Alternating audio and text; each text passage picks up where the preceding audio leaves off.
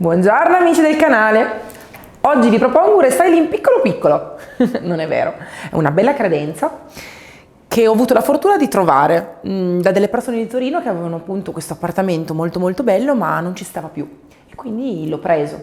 Diciamo la verità, un po' mi spiace tingere alcune parti, ma utilizzerò lo sverniciatore per mettere in rilievo cassetti, quindi tutti gli intagli sui cassetti, gli intagli in queste parti centrali, gli intagli qui e sulle ante, e tireremo fuori la bellezza di questi intagli che purtroppo un pochettino coperta dalla vernice lucidina, un po' vecchia.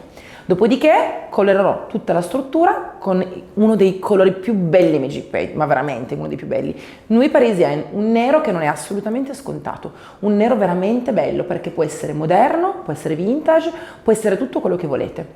Ovviamente ci lavorerò un bel po', quindi questo non è un restyling da fare in una giornata. Non vi lamentate se il video è troppo lungo, mobile grande, ci vuole più tempo. Partiamo?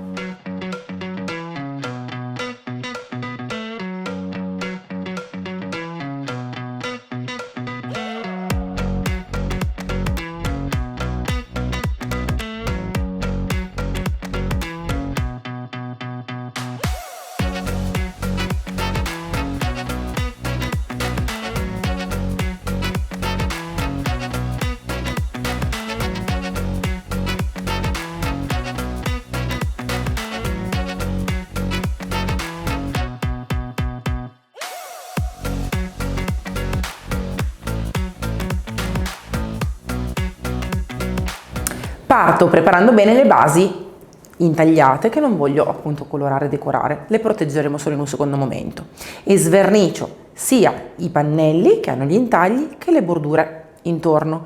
Perché le bordure? Perché siamo più precisi e vedremo dopo in un secondo momento se colorarle o meno, non ho ancora deciso.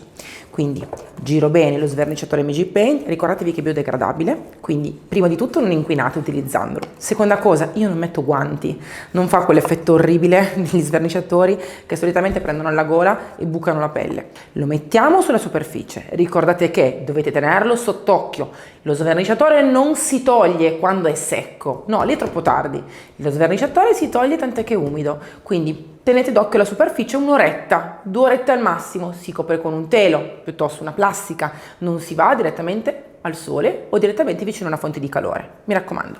Partiamo. Ne verso un pochino qua e lo spalmo. Ovviamente non rovinerete nulla dei nostri intarsi.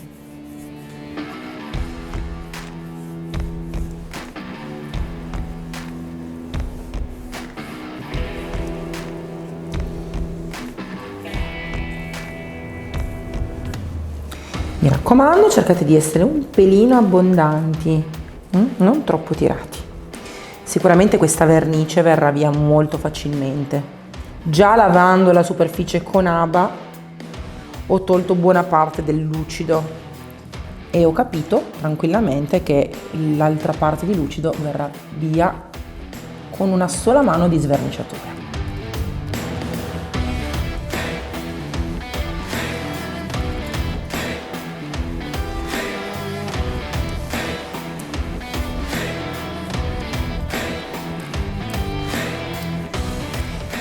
Vedo tranquillamente che sta già facendo effetto. Sì, perché se voi notate, in questo punto, dove l'ho appena spalmata, qui è già lucidino. Vuol dire che sta già sciogliendo la vernice lucida che c'era sotto. Lo vedete subito quando agisce.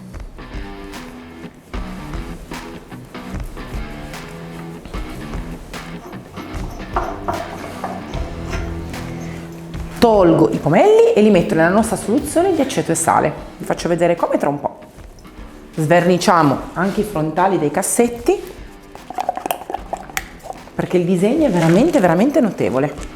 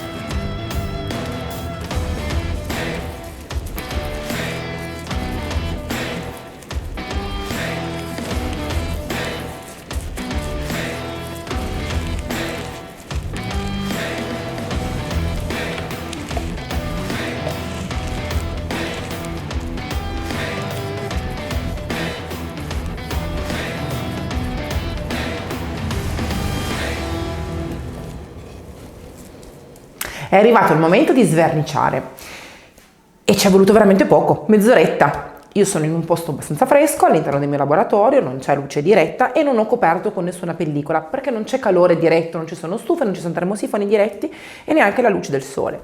Quindi mi raccomando, se siete all'esterno e rischiate di seccare troppo lo sverniciatore, copritelo bene. Io ho fatto veramente in fretta a sverniciare, soprattutto perché ha funzionato in un modo velocissimo, il flatting trasparente è andato via in pochissimo tempo. Spatolina, vassoietto e togliamo l'eccesso.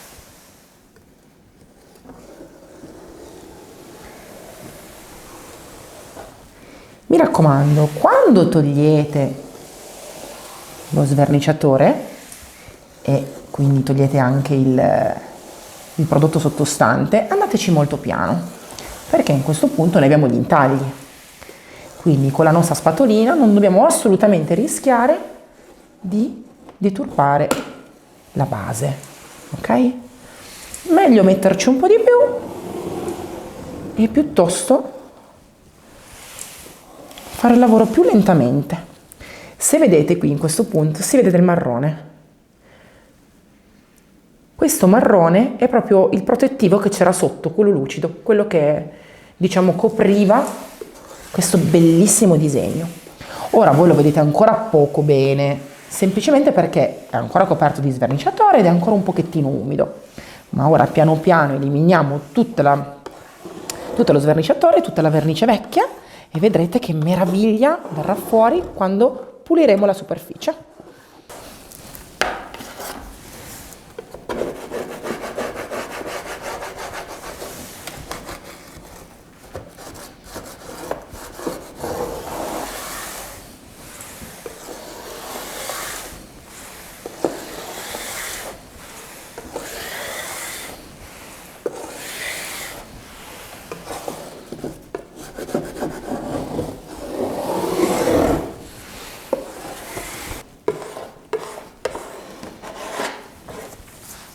Come vi dico sempre, lo sverniciatore tolto ovviamente è ancora un po' liquido, può essere utilizzato per sverniciare altri punti, quindi se avete ancora dei punti da sverniciare lo potete rispalmare e lui continuerà a sverniciare.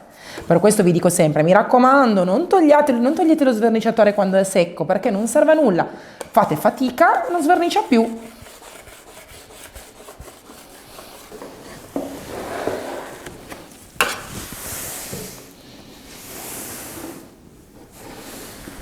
Tolgo i rimasugli di sverniciatore con un pezzo di carta,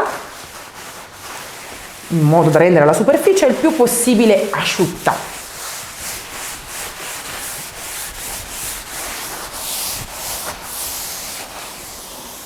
Non vi preoccupate se non siamo andati negli intagli e nelle bordure soprattutto, perché tra un po' vedrete. Un secchio con acqua calda, 2 litri, ammoniaca, solo ammoniaca, no bicarbonato. Ne metto più o meno un bicchiere, 2 spugne, una più morbida e una un po' più strong, non è detto che questa si usi, e una bella spazzolina. Potete utilizzare quella per le unghie, quella per i vestiti, una spazzolina tonda, quella che volete voi, la semplice spazzolina per i vestiti che trovate al mercato, ma andremo bene nelle parti laterali e toglieremo tutti gli avanzi di sverniciatore. Prima parto con una spugnettina morbida, sondo il terreno ed elimino le parti principali. Questa ammoniaca è meravigliosa, non dà nessun capogiro, vi assicuro che è veramente delicata. E inizio a pulire. L'ammoniaca ha un potere sgrassante molto elevato. In questo momento noi non stiamo mettendo acqua sulla superficie perché il panno è strizzatissimo. Però andiamo ad eliminare eventuali segni appunto ancora di sverniciatore. Ecco qua, togliamo tutte le parti più grosse, le più evidenti. Anche qua. In modo che il nostro legno inizi proprio a respirare. Strizzo sempre benissimo, non devo assolutamente inumidire troppo la superficie perché non voglio che l'intaglio vada a gonfiarsi, assolutamente. Questa è una cosa a cui fare molto molto molto attenzione, perché se l'intaglio viene inumidito troppo, dopodiché il legno si sposta, si muove e creiamo un bel danno. Vedete, in questo momento anche contro luce cerco di guardare bene se ci sono ancora dei punti dove ci sono dei rimasugli di sverniciatore e li tolgo tutti. Vedrete quanto lo sverniciatore ha lavorato bene solo quando questa parte, questo pannello sarà asciutto. Fino a quel momento non si vedrà, perché il legno umido non vi fa vedere ancora quanto lo sverniciatore ha lavorato. Prendo la mia spazzolina, la inumidisco un pochetto con acqua, scarico il più e adesso vado qui in mezzo e cerco di eliminare l'eccesso. Vedete che ho messo pochissima acqua anche in questo caso.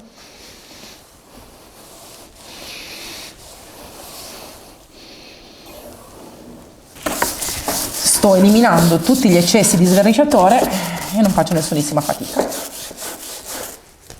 Asciugo subito.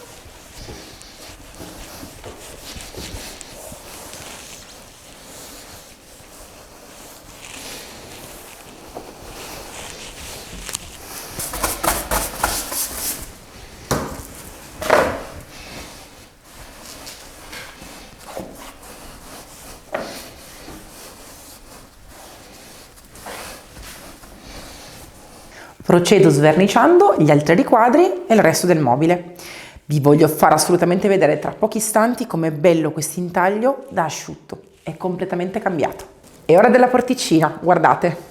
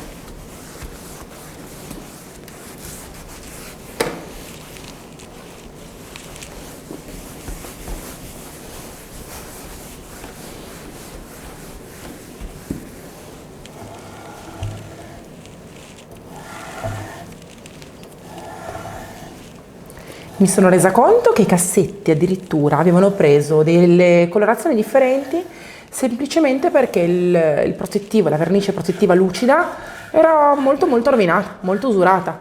Ora vedrete che la colorazione dei cassetti sarà sì magari differente, ma non per la vernice, ma perché i legni sottostanti hanno tonalità differenti, ma saranno belle, omogenee e morbide.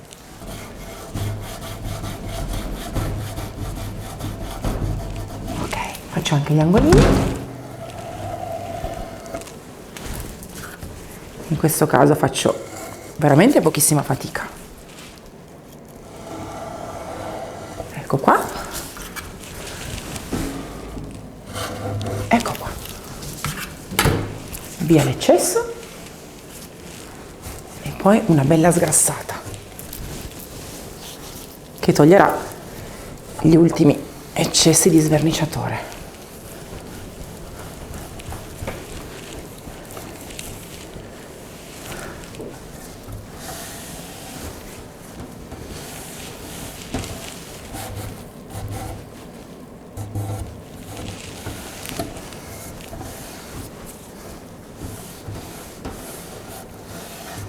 Bellissimo.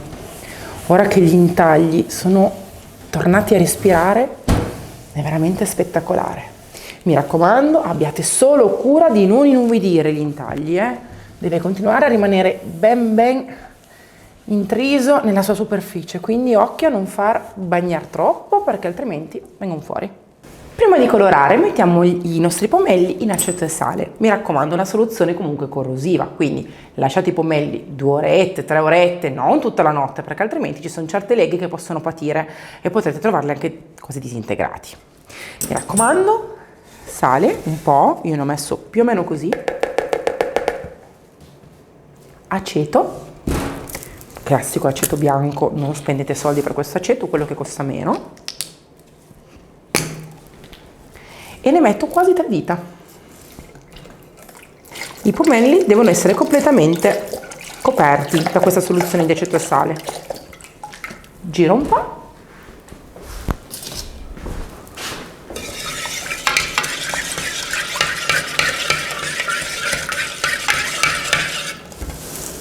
E ora ce li metto dentro a mollo. Prima metto le cose piatte, i pomoli delle porticine e 2, le chiavette, tac, e poi il pomello con la testa rivolta verso giù, ovvero quello che mi serve che venga bello doratino. Ed ecco qua. Deve essere tutto coperto, mi raccomando, quindi occhio. Io lo lascerò qua più o meno 2 o 3 orette. Tempo di fare prima e seconda mano. È arrivato finalmente il momento di colorare. Ho preso il mio Nuit Parisienne, ho preso un barattolo nuovo perché l'avevo finito quello che avevo di aperto, e quando apro un barattolo nuovo è veramente poesia, una crema fantastica. È bello intingere il legnetto e sentire quanto la pittura densa crea già sicurezza, perché l'aggrappaggio di un Magic Paint è spettacolare, lo noti già quando giri il barattolo e capisci che questa densità, questa cremosità non è da tutte le vernici, è assolutamente impagabile. Fornite, mi raccomando, prima di iniziare questo restyling, i pennelli giusti, perché è importante capire che quando si fanno abbinamenti legno-pittura, anche la pennellata ha il suo perché. Non dobbiamo pensare magari che sia sbagliato avere una superficie liscissima, come non è sbagliato pensare di avere una superficie molto materica, con la pennellata molto evidente. Quindi prima pensate a cosa volete ottenere, che stile voglio. Voglio uno stile un pochettino più country, uno stile più elegante, più lineare, voglio uno stile barocco, voglio uno stile moderno, cosa voglio? In base a quello decidete il pennello. Io mi tengo vicino sia un Black King che un pennello da 30 per andare nei vari punti. Penso che prediligerò la pennellata un pochettino più materica. Mi tengo anche vicino delle spatole di diverse grandezze. Perché? Perché andrò a colorare qui. Lascerò neutro, quindi a legno, questo bordo, perché dopo lo voglio tingere con l'oro. Voglio fare legno grezzo, oro, nero. Oro, oro. Sarà bellissimo questo restyling. Quindi partiamo pian pianino, con calma, e cerchiamo di essere precisi. Carico bene il pennello. Ricordate sempre che con Magic Paint non si lavora mai con pennelli scarichi. Ovviamente pittura pura, perché questa superficie è abbastanza liscia e già rifinita con una protezione, quindi si va sempre col pennello e pittura pura. Si schiaccia in modo che entri bene nelle modanature e ora stendete questa meravigliosa tonalità di nero. E guardate che spettacolo.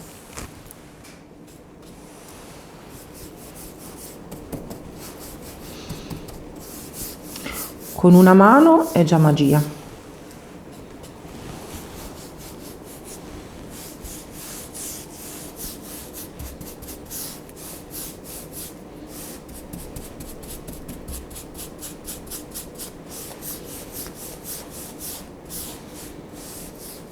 Se sgrassate bene la superficie e preparate bene il supporto, la prima mano è già veramente eccezionale in coprenza e in aggrappaggio. Dà veramente molta soddisfazione. Ora io, per precauzione, mentre coloro, mi metto comunque la mia spatolina qui, in modo che anche se sbaglio non vado a sporcare dove ho sverniciato.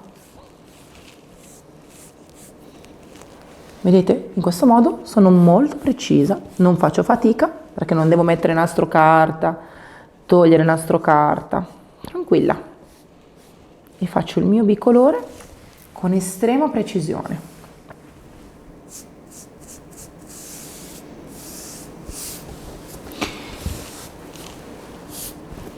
Colorare con Magic Paint è molto gratificante, quindi quando iniziate prendetevi il vostro tempo.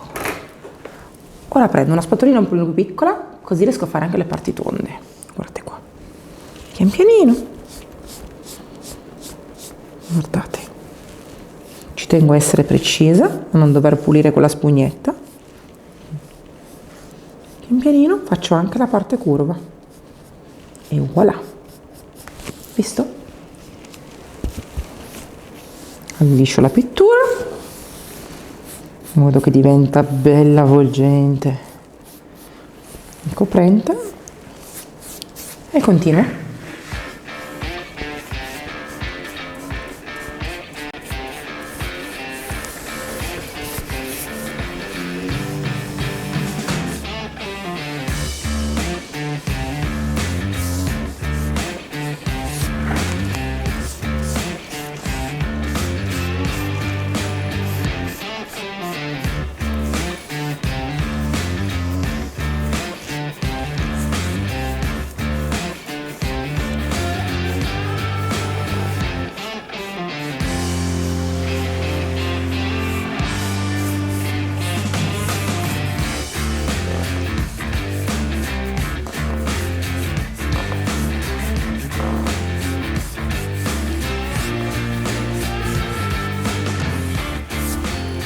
Passo alle antine.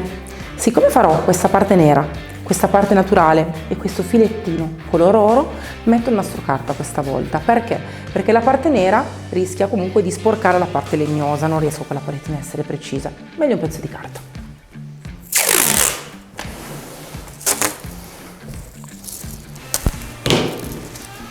Ecco qua, vado qui dove c'è il bordino, mi appoggio e boh, vado dritta dritta dritta dritta al bordo in modo da essere bella precisa. Lavoro bene con l'unghia in modo da far aderire al 100% il nastro carta, faccio gli angolini. La precisione in questi momenti è fondamentale, più siete precisi più il lavoro viene bene. E poi piego dentro. A me non importa che questa parte superiore sia aderente, mi importa che la parte alla base, quindi questa parte qui, sia perfetta, liscia e che non macchi questo battente. Quindi passate l'unghiettino, passate una spatola e cercate di far aderire al 100% questa parte di nastro.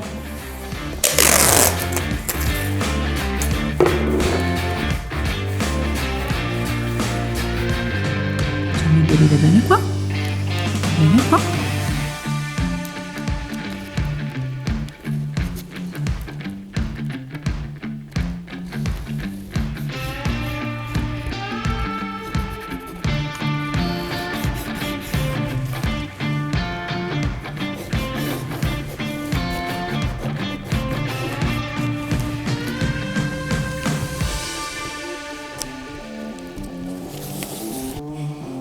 Prima mano anche sulle porticine e ora, avendo spalmato per bene il mio colore in modo lineare ma avendo il nastro carta che fa da protezione alle parti che voglio mantenere in legno, vado bella spedita.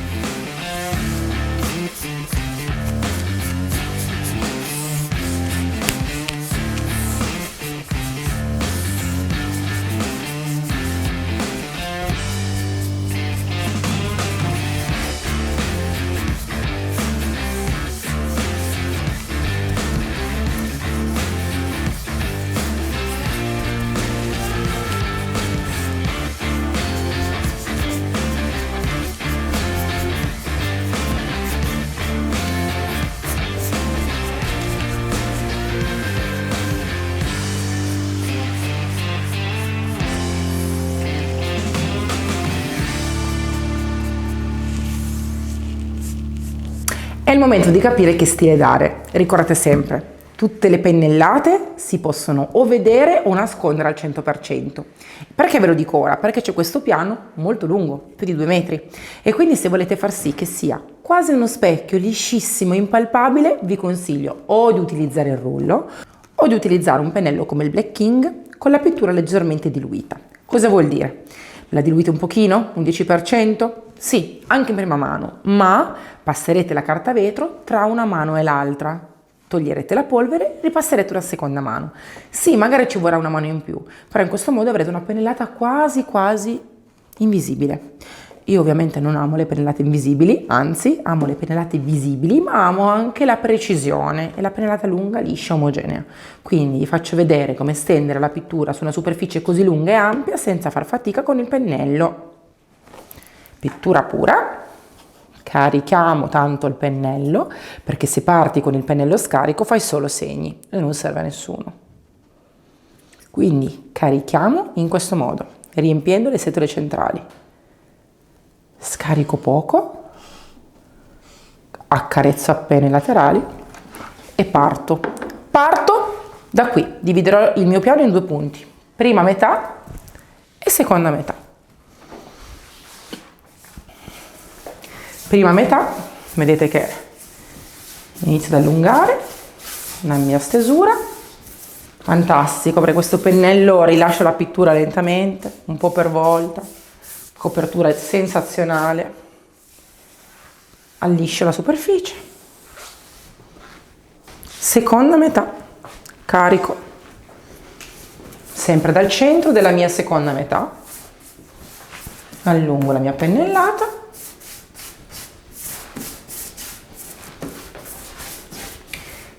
la mia lunghissima fetta di colore, le unisco e ora col pennello bagnato ripasso un'ultima volta prima di andare oltre. Unisco le mie pennellate. Inutile dirvi che dovete essere un pochino veloci perché altrimenti la pittura asciuga e voi lasciate troppi segni.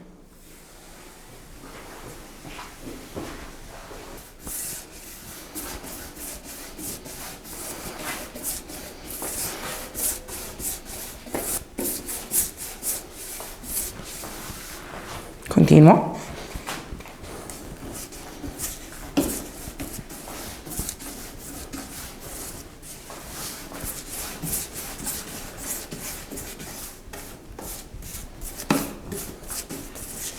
L'ultimo pezzettino.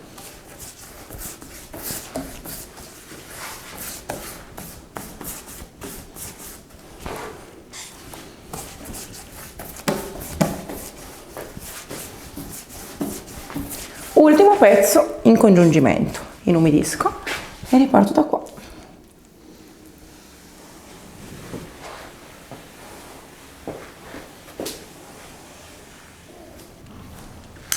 Io noto le pennellate? Sì, perché voglio la pennellata. Non è un peccato vedere la pennellata anche, è un benefit, un valore aggiunto a un mobile, a un restyling.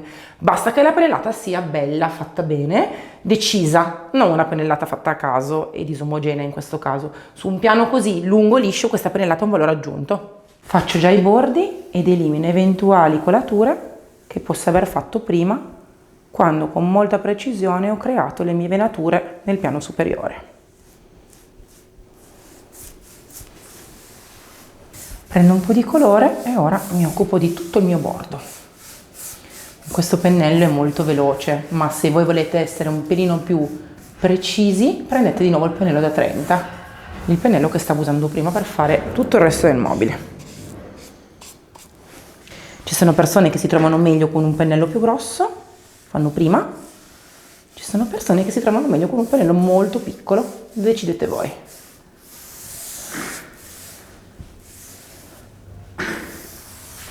Ora continuo su tutta la superficie. Carico bene, scarico e via.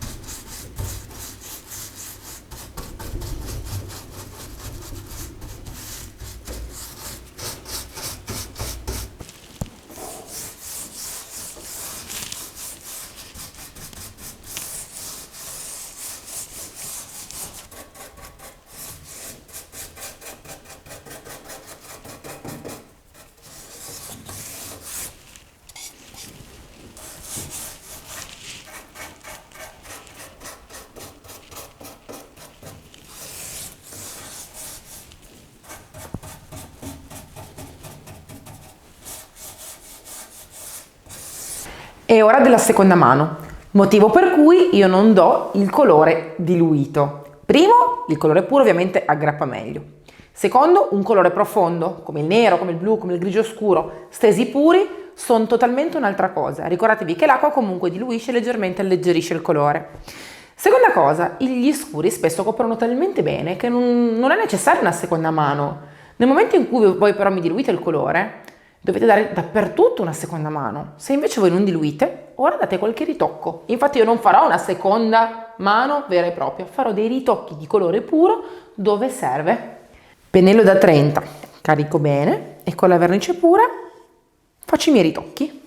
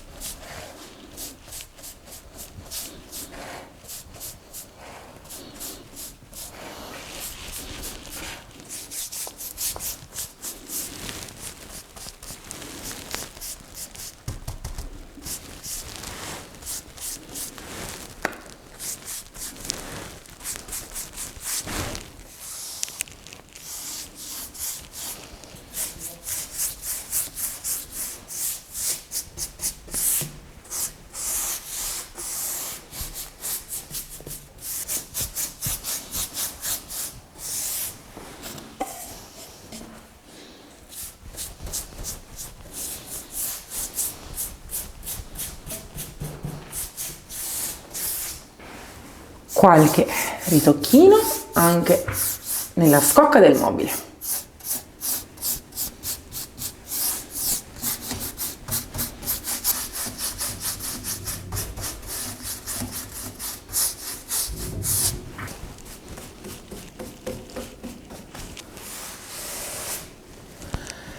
Anche la seconda mano è finita, il ritocco della seconda mano, perché in realtà sono andata con un pennello molto asciutto per togliere solamente alcuni segni, ma è venuta veramente molto bene. Ora faccio asciugare e poi iniziamo col bicolore. Il mio Nuit Parisienne è completamente asciutto ed è arrivata l'ora di divertirsi. Giochi di luce con il rococò, ma ho deciso di renderlo leggermente più moderno, mettendo questo nastro carta su questo punto perché voglio far sì che questo mobile abbia un riporto moderno con dei bellissimi tacchi. Sì, perché? Perché se avessi semplicemente messo il mio rococò su questa bordura l'avrei reso ancora più classico, perché questa bordura è molto lavorata. Invece mettendo l'oro su questa parte bassa, comprendendo anche le zampine, quindi le scarpe del mobile, renderò il tutto molto più contemporaneo, più moderno. È vero, sarà molto più l'oro che vedremo, ma sarà molto più moderno l'effetto finale. Però ho messo il nastro carta, ma non posso andare subito direttamente con l'oro, perché altrimenti creerei una sbavatura. Come si fa a fare delle belle righe o dei bei bicolore senza sbavare il colore? Si dà sempre una mano del fondo. Quindi se io qui ho messo come base il Nuit Parisienne, prima sull'attaccatura tra il nastro e il nero do una piccola mano di Nuit Parisienne. Creerà un tappo, un sigillo e in questo modo il colore non andrà poi sotto, l'oro non andrà poi sotto e non si vedranno quelle brutte sbavature. Ricordatevelo anche per i muri, quando fate comunque le righe o dei riporti, dei quadri, dei rombi, sempre dare prima una mano sul nastro e poi il colore. Un altro consiglio, mi raccomando, con certe vernici aggrappanti come Magic Paint e Magic Wall, il nastro carta a volte tira via il colore perché la vernice si attacca benissimo al nastro carta, non lo fanno tutte le pitture, quindi togliete il nastro quando è ancora umido di pittura. Giro bene bene bene i miei Nuit Parisienne che li ho messo fermo un giorno, quindi sempre colore ben miscelato, e faccio semplicemente questa bordura che mi assicurerà un oro perfetto.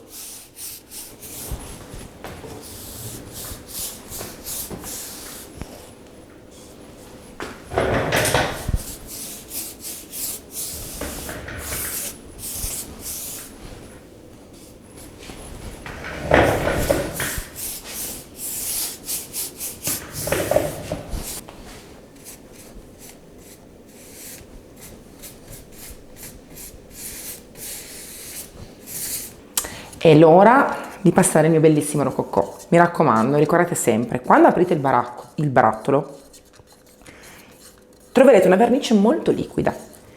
Vi può trarre in inganno perché non è la classica densità che ha Magic Paint, è molto liquida, ma è molto coprente, molto pigmentata. Quindi perdete 2 minutini e con un bastoncino girate per bene il barattolo, in modo che i pigmenti dorati o comunque argentati o ramati dell'arabesque e il silver charm si miscelino per bene.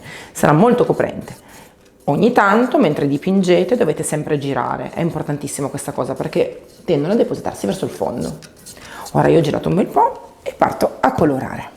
Carico bene il mio pennello e tingo. Ricordate che basterà una sola mano, quindi con calma fatela bene. Guardate che potere coprente ha questo oro. Sembra veramente oro zecchino, oro colato.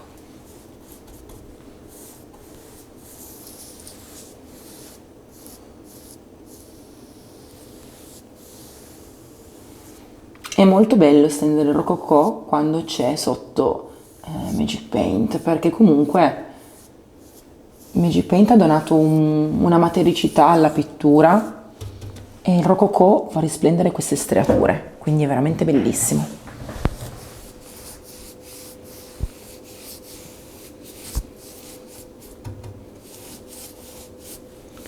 Una mano ed è perfetto. Io ovviamente farò anche il bordino sotto, questo bordino qua, perché bisogna essere precisi. Comunque fa più bella figura, una bella finitura totale. Mi raccomando, tendete a non tirarlo troppo il rococò, caricate il pennello e cercate di essere coprenti. Ovviamente facendo una sola mano bisogna evitare di fare buchi di colore e non lesinate.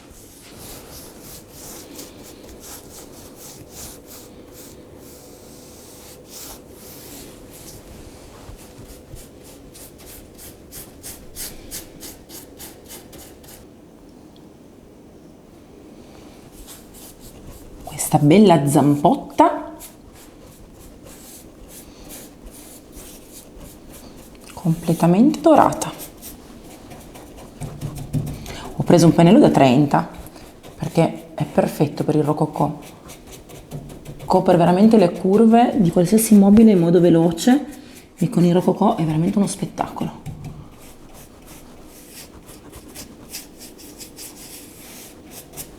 Facciamo bene tutti i lati, mi raccomando, anche la parte interna.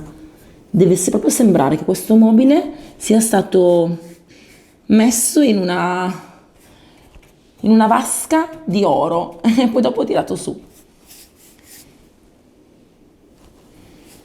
Finisco bene tutti i miei dettagli, i laterali, le parti sotto e poi togliamo subito il nastro. Il rococò è ancora umido, tolgo il nastro carta in questo momento.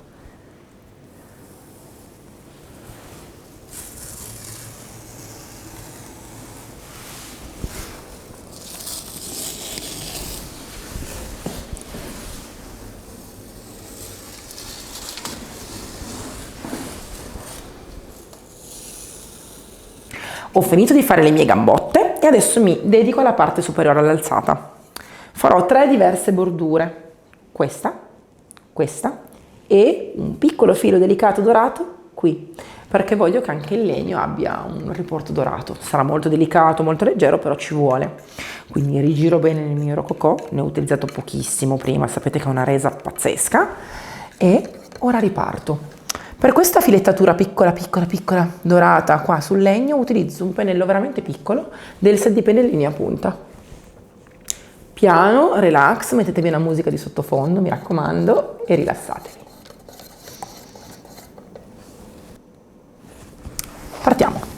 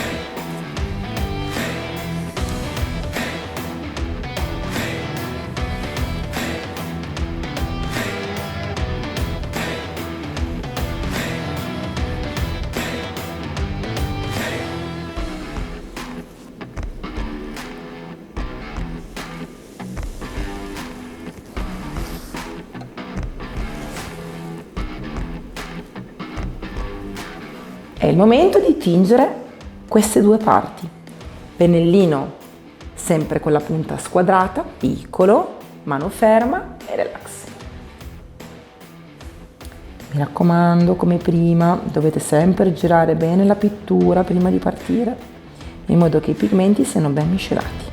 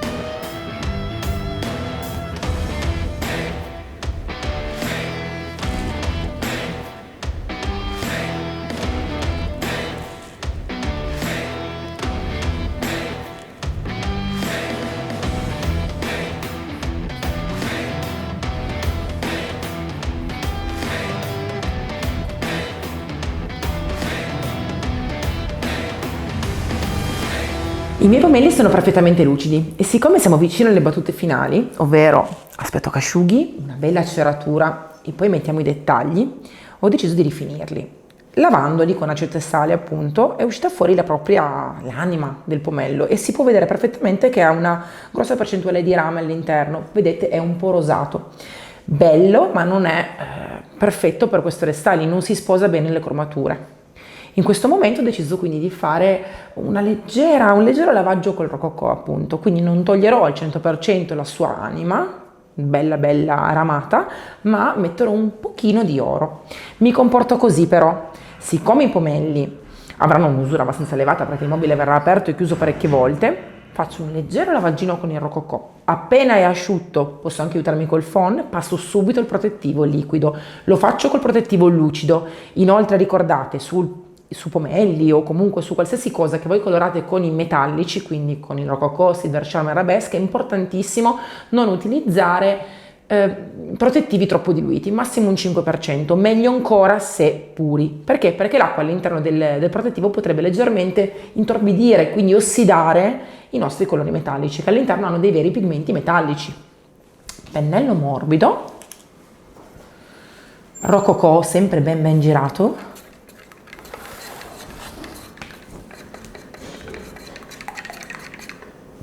e tingo. Come vedete il rococò aggrappa. Chiaro è che se fosse per esempio una maniglia moderna di una porta, vi direi mettete magari sotto una passata di Magic Paint normale perché aggrappa ancora meglio. Qui il risultato non sarà coprente al 100%, questo è solo un velo, una lucidatura con l'oro. Se volete far diventare oro una maniglia o un pomello, in quel caso vi consiglio proprio di passare una mano sotto di Magic Paint normale. Ora io delicatamente tolgo, vedete che l'anima ramata torna a essere una bella cornice, anche qui, elimino un po' di eccesso e voilà. Ho un pomello che adesso ha anche una vena dorata rococò che riprende tutte le mie filettature. Continuo anche sugli altri pomelli e sulle chiusure, sulle chiavi.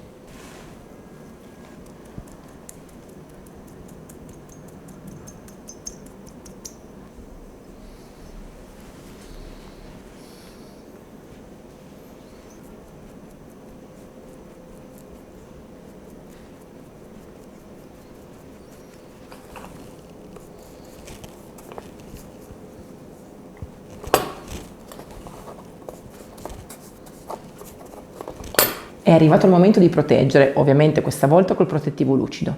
Io lo passo puro con un pennello con le setole belle morbide. Mi sono messa i pomelli su questi cartoncini per creare proprio uno spessore che mi dia modo di farli risultare belli belli comodi per passare il protettivo, quindi sono perfetti in questa posizione per non colare e per passare bene il protettivo.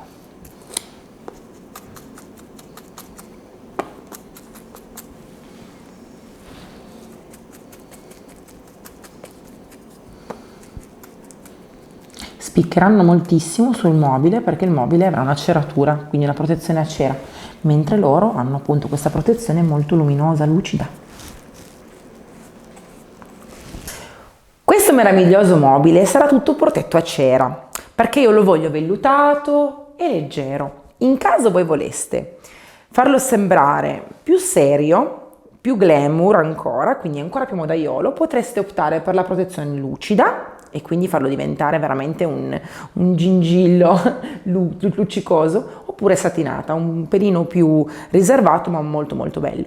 Io cera perché voglio dar la cera dappertutto prima cosa, quindi sia sui legni che sulla parte nera, la mia cera leggendaria meravigliosa, ma perché voglio proprio far sì che il legno non sia comunque coperto da una protezione. L'ho sverniciato perché volevo proprio che il legno respirasse e voglio continuare a farlo respirare negli anni. Ovviamente la cera deve essere poi ripassata, ricordatelo sempre, su un legno grezzo non è che si passa una volta e finisce lì, come sui pavimenti, i pavimenti in legno.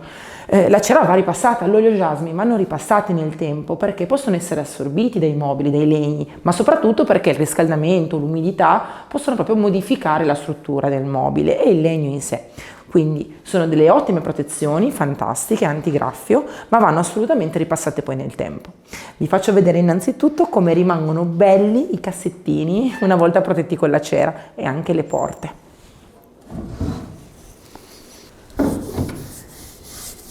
Ovviamente la cera nutre e rende il legno leggermente più vivo. Come vedete in questo caso è tutta un'altra cosa adesso. Nel momento in cui la cera sarà assorbita, forse sì, si schiarirà di nuovo un pelino. Quindi magari domani questo legno sarà leggermente più chiaro, ma io domani passerò un'altra mano di cera, in modo che sia tutto bello bello protetto, sigillato, nutrito. È il massimo, vero? Che spettacolo! Quando dicono che coloriamo tutti i mobili, che è una mania colorare i mobili, fate vedere questo video. Fate vedere quanto è spettacolare il legno con degli intagli come questi, quando respira e quando viene messo in risalto ancora di più da tutto quello che abbiamo fatto noi oggi.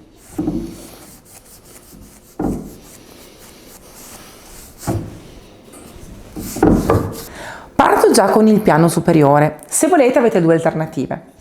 Prima di passare la cera potete prendere una spugnettina liscia superfici e passarla. Ovviamente poi dovete togliere la polvere di levigatura con un pannettino umido. Vi aiuterà ad avere una superficie superiore ancora più vellutata, esaltata poi dalla cera. Ora ovviamente il nero diventerà un nero più intenso. Spesso mi chiedete se io non faccio un nero più scuro di questo. No, a me il mio nero piace tantissimo. Ricordate che il nero Magic Paint diventa un nero più profondo se protetto con cera protettiva. Fra un po', quando vedrete la differenza tra il piano, i cassetti già protetti e le porticine, vedrete una differenza abissale, veramente bella. Mi raccomando, la cera, soprattutto sul piano, va passata con la pennellata incrociata, in modo che si riempia bene con la cera qualsiasi centimetro della superficie. Ok? Anche qua. E poi, come sempre, si rende la superficie più liscia. Ovviamente, avendo passato all'inizio la pittura con il pennello, ci saranno le passate del pennello, ma io le voglio.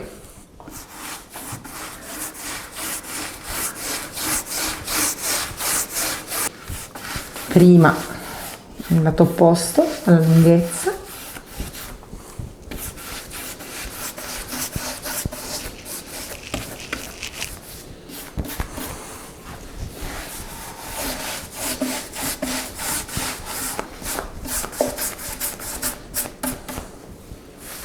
Poi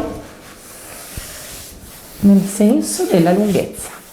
Ricordate che se la cera asciuga con le pennellate al contrario, quindi se la cera asciuga con le pennellate in questo senso, quando è asciutta poi si notano. Spesso mi chiedete: Lisa, perché sulla cera ho questi segni? Perché non l'avete stesa bene nella sua lunghezza.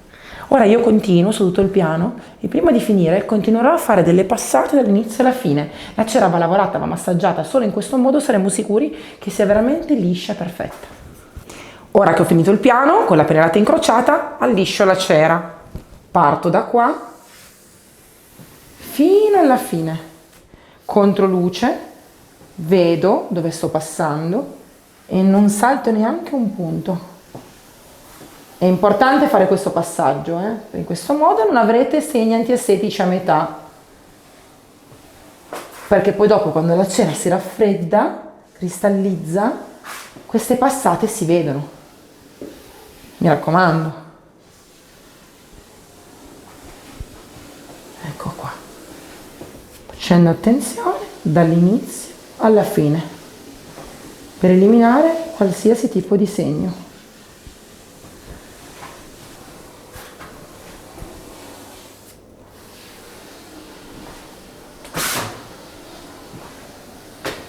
Guardate che spettacolo!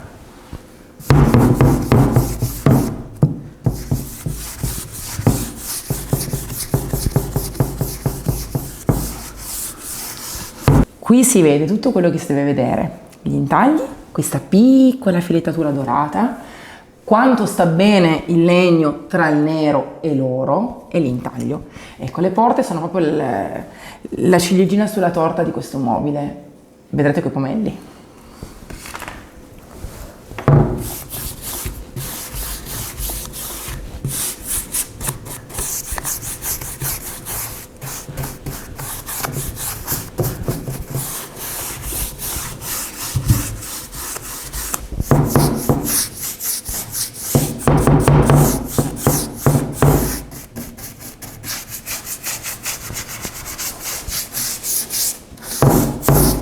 So che avete visto la ceratura già su tutto il mobile, ma questo pezzo non potete perdervelo, guardate che spettacolo!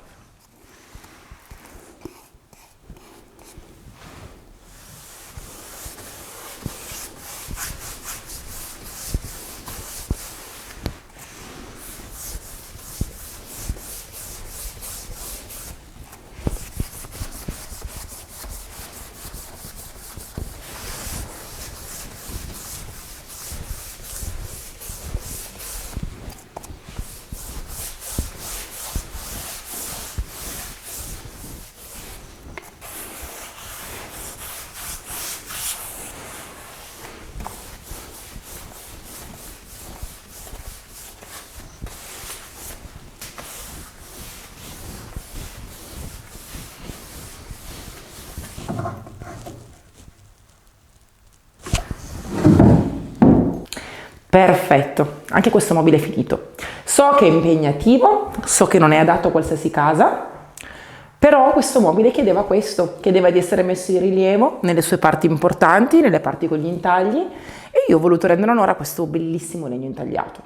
Sicuramente è una casa più contemporanea, si sposerebbe benissimo anche un tono molto chiaro, tipo il dark sand, quindi le parti che io ho fatto col nero, poi potreste farle appunto dark sand, ma la filettatura dorata secondo me fa la differenza, dona quel tocco in più, soprattutto nella parte bassa dove ci sono i tacchi, meraviglioso, un tocco contemporaneo. Inoltre mi raccomando, non dimenticate, in questo modo abbiamo protetto a cera perché? Perché volevamo rendere omaggio al legno, idratarlo e proteggere anche le parti colorate. Vi posso consigliare di passare la cera ogni tanto sulle parti legnose. Perché? Perché in questo modo continueranno sempre a essere idratate, non patiranno i cambiamenti di umidità o di calore, la secchezza dei termosifoni per esempio, ma soprattutto le parti più scure, protette a cera, se voi ogni tanto avete l'accortezza di ripassarla e rimassaggiarla, saranno sempre perfette. Perché? Perché la cera è un cancellino naturale, toglie i segni, toglie i graffi, idrata la superficie, la rende bella vellutata e sarà sempre perfetto nel tempo. I protettivi liquidi solitamente sono una volta per sempre. La cera lascia una texture vellutata sulla superficie, è importantissimo capire questa differenza, ma va ripassata ogni tanto nel tempo.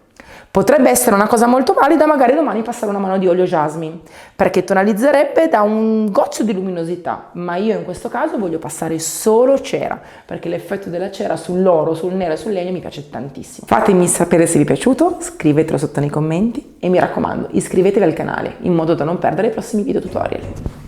Ciao!